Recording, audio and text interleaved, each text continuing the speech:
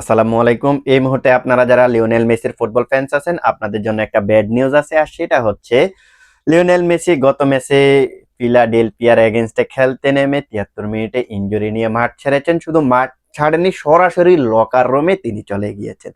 তো আজকের এই ভিডিওতে আমরা দেখার ট্রাই করব লিওনেল মেসির ইনজুরিটা কতটা গুরুতর, কেন তিনি ইনজুরিটা পিক করেছেন এবং এই ইনজুরির কারণে তিনি বিশ্বকাপ থেকে ছিটকে যেতে পারে কিনা সেটা নিয়ে কথা বলার ট্রাই করব। তো সরাসরি আমরা নিউজের দিকে চলে যাই। আমরা কিন্তু গত ম্যাচে দেখতে পাইছি লিওনেল মেসি, ভাই সত্যি কথা বলতে আমি ম্যাচটা দেখি নাই। আমি যদি বলি যে ম্যাচটা দেখছি তাহলে ডাহা মিথ্যা কথা হবে, ডাহা মিথ্যা কথা। এইসব ধরনের মিথ্যা কথা আমি তেমন একটা বলি না। হ্যাঁ বলি, মিথ্যা বলি, মিথ্যা ছাড়া তো আর ভাই দুনিয়া চলে না। মাঝে মাঝে মিথ্যা বলি, কিন্তু এই যে লিওনেল মেসির ম্যাচটা দেখছি এটা যদি বলি তাহলে বহুত বড় বড় মিথ্যা বলা হয়ে যাবে। আমি ম্যাচটা দেখি নাই, তবে আমি হাইলাইটস দেখেছি, তারপর কিছু রিভিউ দেখলাম। রিভিউ দেখে আমার কাছে যে জিনিসটা মনে হলো সেটা নিয়ে কথা বলতে বলতে চাই আর কি। সো ম্যাচের ৭৩ মিনিটে তিনি ইনজুরি নিয়ে মাঠ ছেড়েছেন। আর মাঠ ছাড়ার আগে তিনি কিন্তু দুইটা অ্যাসিস্ট করেছেন। আর তার ওই অ্যাসিস্টের উপর ভিত্তি করে আর রদ্রিগো ডি পলের লাস্ট মুভমেন্টের গোলের উপর ভিত্তি করে শেষ পর্যন্ত ইন্টার মায়ামি আমরা দেখতে পাইছি যে ৬-৪ গোলে মোটামুটি জয় নিয়ে মাঠ ছেড়েছে। সো লিওনেল মেসি গতকালকে যে একটা ফ্রি কিক নিয়েছেন, ওই ফ্রি কিকের পরে নাকি তার হ্যামস্ট্রিকের একটা ব্যথা অনুভব শুরু হয়েছে, যার কারণে তিনি সম্পূর্ণ ম্যাচটা চালিয়ে যেতে পারে নাই। আর পরবর্তীতে তিনি এই ইনজুরি, এই একটা অস্বস্তি নিয়ে কিন্তু মাঠ ছেড়েছেন, ডাইরেক্টলি লকার রুমে চলে গেছেন। সো যদি সাইড বেঞ্চে বসে থাকতো তাহলে এটা নিয়ে হয়তো আপনাদের হাই হুতাশ বেশি থাকতো না, যে না লিওনেল মেসি সাইড বেঞ্চে আছে, তার মানে হয়তো তিনি তেমন একটা বড় ধরনের ইনজুরি পিক করে নাই, কিংবা তার যে ডিসকমফোর্ট সেটা থেকে ইনজুরির আশঙ্কা করা যাবে না। তিনি যেহেতু ডাইরেক্টলি লকার রুমে চলে গেছেন, এটার জন্য কিন্তু আপনাদের একটু অস্বস্তি বাড়তেছে, যে চিন্তা একটু বাড়তেছে যে কি জানি হয়ে গেল লিওনেল মেসির। তবে অফিসিয়ালি আপডেটটা এখনো আসেনি যে লিওনেল মেসির যে ইনজুরি, সেই ইনজুরির অফিসিয়ালি আপডেটটা কি সেটা এখনো আসেনি। দেখুন অফিসিয়ালি আপডেট আসতে আসতে 24 ঘন্টা থেকে 48 ঘন্টার মতো সময় লাগবে, কারণ তার মেডিকেল টেস্ট করা হবে। টেস্টের পরেই কিন্তু বোঝা যাবে তার ইনজুরিটা এটা কি একটা অস্বস্তি, এটা কি একটা ডিসকমফোর্ট, নাকি মোটামুটি একটা ইনজুরি। যদি ইনজুরি হয় সেটাকে বড় ধরনের ইনজুরি নাকি ছোটখাটো ইনজুরি, এটা কিন্তু আমরা অফিসিয়ালি আপডেট যখন আসবে তখন পাবো। তবে এখনো পর্যন্ত যে স্বস্তির বিষয় সেটা হচ্ছে ইন্টার মায়ামির যে কোচ রয়েছে তিনি তিনি বলেছেন যে লিওনেল মেসির তেমন বড় ধরনের কোনো ইনজুরি নাই, জাস্ট তিনি শারীরিক ক্লান্তির কারণে তিনি মাঠ ছেড়েছেন। তো তিনি যে মাঠের ভিতরে একটা হ্যামস্ট্রিং এর যে একটা ব্যথা অনুভব করতেছিলেন, এই ব্যথাটা থেকে যাতে ইনজুরি, মোটামুটি ইনজুরির দিকে যাতে না যায়, সেই জন্যই কিন্তু আগে ভাগেই তিনি ডাইরেক্টলি মাঠ ছেড়ে দিয়েছেন, এমন ধরনের কথা। তিনি কিন্তু আবার বলেছেন লিওনেল মেসি কিছুটা শারীরিকভাবে ক্লান্ত আছে, টানা ম্যাচ খেলার কারণে তিনি শারীরিকভাবে কিছুটা ক্লান্ত আছে। সেই সাথে মাঠের যে অবস্থা, এই অবস্থাটাকেও কিন্তু তিনি দায়ী করেছেন ভারী বর্ষণের কারণে।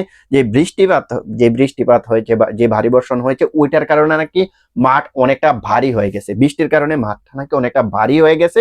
আর এই টাইপের মাঠে নাকি ফুটবলারদের খেলা অনেকটা টাফ হয়ে থাকে, শারীরিক ক্লান্তি দেখা দেয়। সো যার কারণে লিওনেল মেসির উপরও কিন্তু এই জিনিসটা নাকি প্রভাব পড়েছে লিওনেল মেসির উপর, যার কারণে লিওনেল মেসি বাম পায়ের একটা হ্যামস্ট্রিকের অস্বস্তি নিয়ে মাঠ ছেড়েছেন। এখনো পর্যন্ত আমরা ইন্টার মায়ামির যে কোচ রয়েছে তার কাছ থেকে যে আপডেট গুলা পেয়েছি, এর থেকে বোঝা যায় যে লিওনেল মেসির মোটামুটি বড় ধরনের কোনো ইনজুরি না, কিংবা কোনো ধরনের ইনজুরি না, ধরতে গেলে যে কোনো ধরনের ইনজুরি না, শুধু একটা অস্বস্তি, যেগুলো অস্বস্তি ফুটবলারদের হয়ে থাকে। দেখুন ফুটবলাররা যখন মাঠে খেলে, কিংবা আপনি যখন মাঠে খেলবেন প্রতিনিয়ত, তখন কিন্তু এমন ধরনের ডিসকমফোর্ট, হ্যামস্ট্রিকের অস্বস্তি এরকম কিন্তু আপনার হওয়ার হামেশা হবেই। এটা নর্মালি বিষয়, এটা নিয়ে বড় ধরনের কোনো নিউজ করার প্রয়োজন নাই যে লিওনেল মেসি একেবারে গেছে, ইনজুরিতে গেছে, এটার কারণে সে বিশ্বকাপ খেলতে পারবে না। সো এমন ধরনের কিছু হবে না। আমরা আশা করি যে এমন ধরনের কিছু হবে না। সো এখন আপনি প্রশ্ন করতে পারেন যে তাহলে ডাইরেক্টলি লকার রুমে কেন চলে গেল, মাঠ থেকে ডাইরেক্টলি কেন উঠে গেল। দেখুন এটা হচ্ছে লিওনেল মেসির বিশ্বকাপের আগে সম্ভবত একবারে শেষ ম্যাচ। এটার পরে আর সম্ভবত ইন্টার মায়ামির ম্যাচ আছে কিনা জানি না, যদি থাকেও লিওনেল মেসি আর খেলতো না এই ম্যাচটার পরে। তো লিওনেল মেসি কিন্তু চাইতেছিল এই ম্যাচটা কোনোভাবে শেষ করে নিজেকে ফিট রেখে তারপরে বিশ্বকাপে যাওয়ার। সো তিনি যেহেতু একটা হ্যামস্ট্রিকের একটু অস্বস্তি অনুভব করতেছিলেন, তিনি কিন্তু ফিল করতেছিলেন যদি আমি এখন ম্যাচটা কন্টিনিউ চালিয়ে যাই, আমি যদি রানিং গেমের মধ্যে যদি থাকি, তাহলে আমার একটা ইনজুরি হইতে পারে, আর আমি এই রিস্কটা এখন নিতে চাই না। সেই কারণে তিনি মাঠ থেকে ডাইরেক্টলি লকার রুমে চলে গেছে। আমার কাছে এখনো পর্যন্ত যে এই জিনিসটা মনে হইতেছে। তবে ফাইনাল অ্যানাউন্সমেন্টটা কিন্তু আমরা যখন মেডিকেল রিপোর্টটা আসবে তখনই কিন্তু আমরা জানতে পারবো লিওনেল মেসির কেমন ধরনের ইনজুরি। এখন কথা হচ্ছে যদি লিওনেল মেসির মেডিকেল টেস্টে যদি ইনজুরি ধরা পড়ে তাহলে তিনি বিশ্বকাপে যাবে কিনা। দেখুন ও যেভাবে মাঠ ছাড়ছে এটা বড় ধরনের কোনো ইস্যু না। যদি ইনজুরির কারণে যদি আপনার 10 দিন 15 দিন যদি মাঠের বাইরেও যদি থাকে, 20 দিনও যদি মাঠের বাইরে থাকে, তারপরেও তিনি বিশ্বকাপে যাচ্ছেন, এটাতে কোনো সন্দেহ নেই। ইনজুরির কারণে যদি 1 মাসের মতো যদি মাঠের বাইরে থাকে তারপরেও তিনি বিশ্বকাপে যাবেন। তিনি যদি ধরুন ইনজুরির কারণে 1টা 2টা ম্যাচ খেলতে পারলো না, বিশ্বকাপের যেই গ্রুপ স্টেজের ম্যাচগুলো রয়েছে এর মাঝে 1টা 2টা ম্যাচ খেলতে পারলো না, তারপরেও তিনি বিশ্বকাপে যাবেন।